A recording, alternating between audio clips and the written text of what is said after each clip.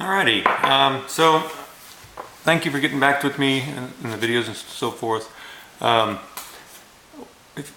like to go over the measurements and everything to show you where I'm at and see what my issues still are. So we're at top dead center. The dog bone is parallel, and in that position you can see that the screw, the set screw on the back cam there is about 45 degrees. And if we move forward here just to the slightly forward to like the 2 degrees,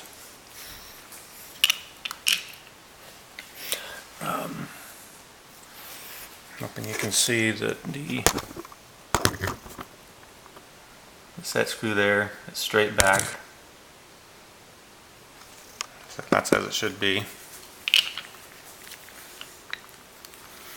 Move it back to the parallel position, top dead center again.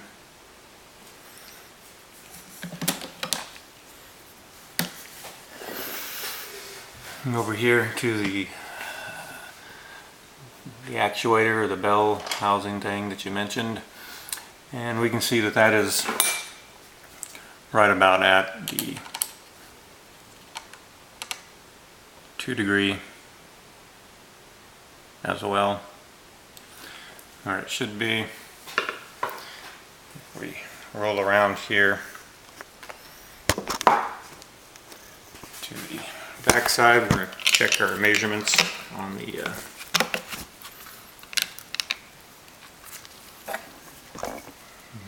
feet are the closest together, which is right there.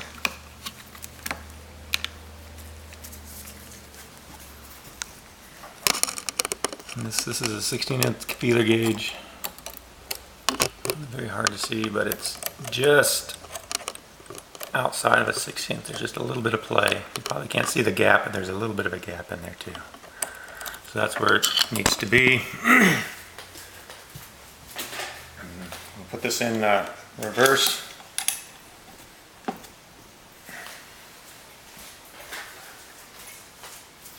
Again, get the feet as close as possible right there.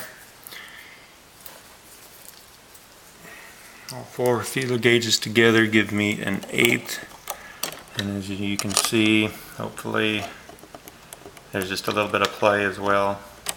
So it's just outside of an 1/8, but that seems to be about as close as I can get them, with the other one being at the 16th. When we roll back over here, I'll have you look at the movement of the actual feet together. Take it out of reverse. And just roll the feet. You can see the presser foot is coming above, there's a gap, the walking foot, but not really very far below. There's no gap on the video that you showed. There's a gap on both sides. So there's something going on there. And then when we put the walking foot all the way down, you'll see that there's no rise, and also the clicking. So obviously they're not meshed properly. And the other thing to point out here, what I've noticed is, we're back with this to that 2 degrees thing. Foot up, we move this around a bit, bring it to top dead center.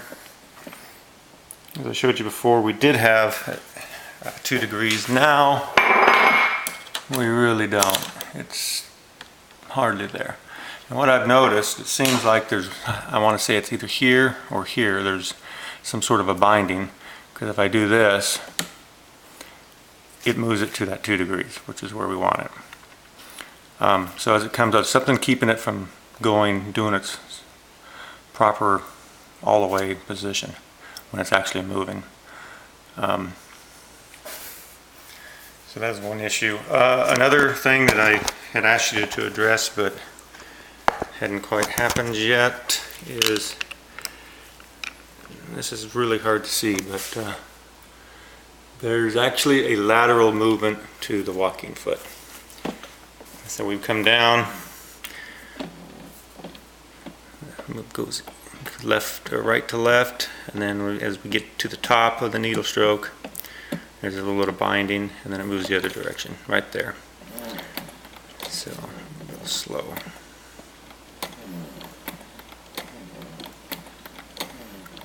And that seems to be, those lateral movements seem to be pretty much in conjunction with the transition from the either up and down or down and up. So right now we're coming up to the top, and right as it changes, that's where that lateral movement's going to be. And then just the opposite when we get to the other end. It's right before it changes over. So